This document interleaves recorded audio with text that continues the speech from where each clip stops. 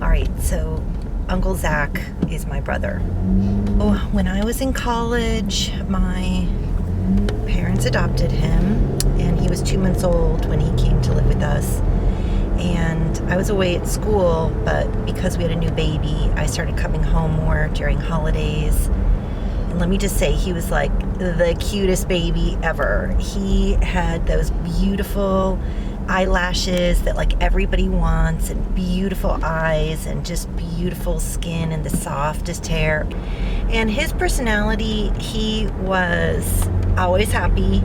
He was very mischievous. He loved like workers. There were so many days when he was little where he would just go over and start helping the landscapers, and then every once in a while they would like give him $1 because he went out there and helped. That's what he thought was fun, was working. His home life in a lot of ways was, ideal. He grew up in the suburbs. We had a really nice house. He went to private school for a while, and when he wasn't in private school, he was in really nice suburban public schools. So when did things first start going south? That's a good question.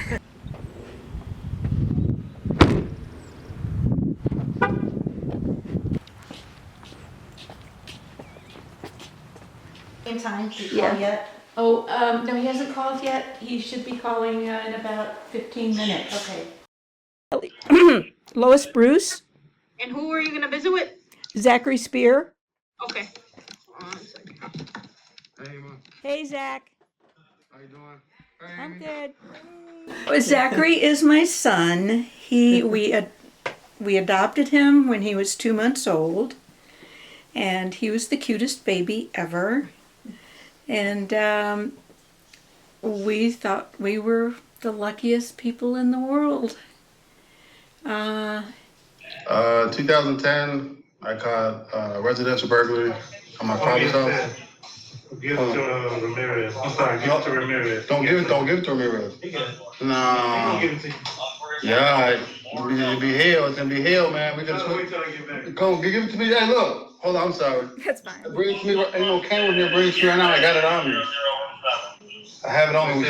We switch it right now. I got it on me.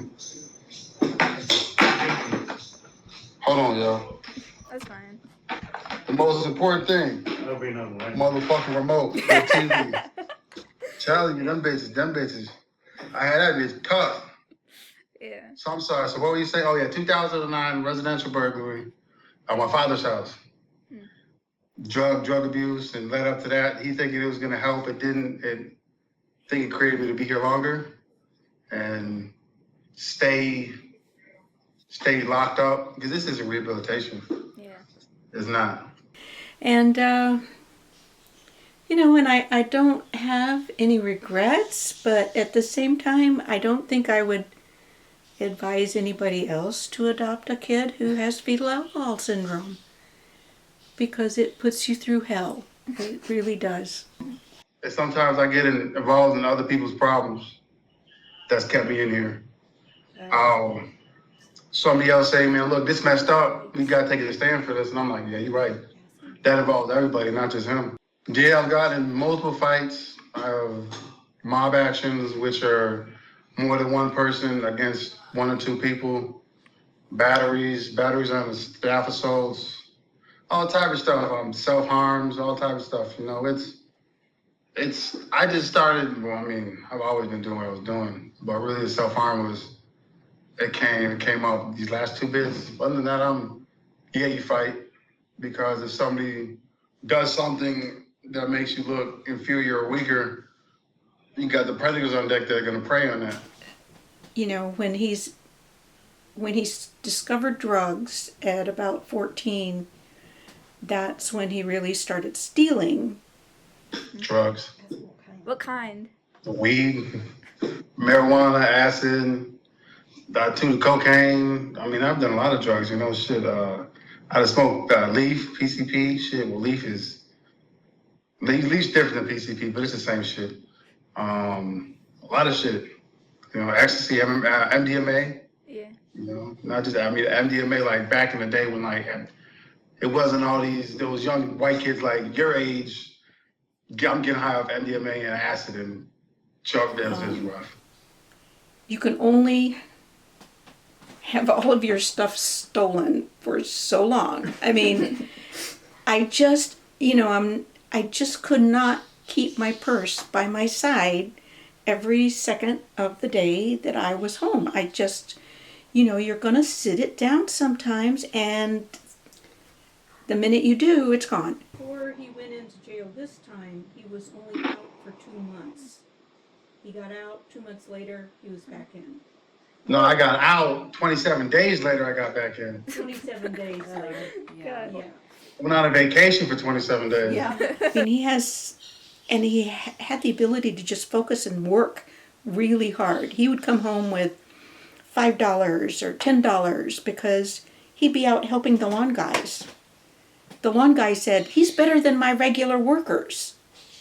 So, he had an ability, if he didn't have fetal alcohol syndrome, he would, I'm sure, be able to, have a job and support himself. And Yeah, I want my final goal is to own a farm somewhere.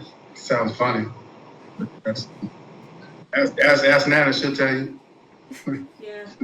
She just told me on the phone she's getting I think that's a good goal, Yeah. Zach. I don't think that that's a crazy goal at all. It's achievable shit. I can get somebody to write a grant and the government buy me a fucking farm.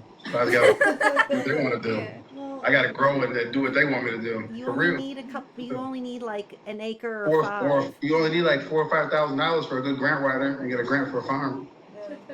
$400,000 or $500,000 for a farm. All right, I got you. What you want me to grow? You want me to do what? Okay, I got you. Well, I guess the thing that I think about when I think about Zach is that how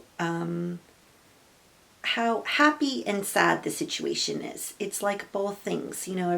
Every week that I come over and I talk to him, on Skype while he's in jail, it just makes me feel happy. He is very fun to talk to. He's funny. He's a loving person. He always asks about my kids. And we have like that history together, when he was little, and we have like shared memories and shared family. And so there's all of that good stuff that you get when you talk to family. And then at the end of every conversation, I always just feel sad. And it's just sad.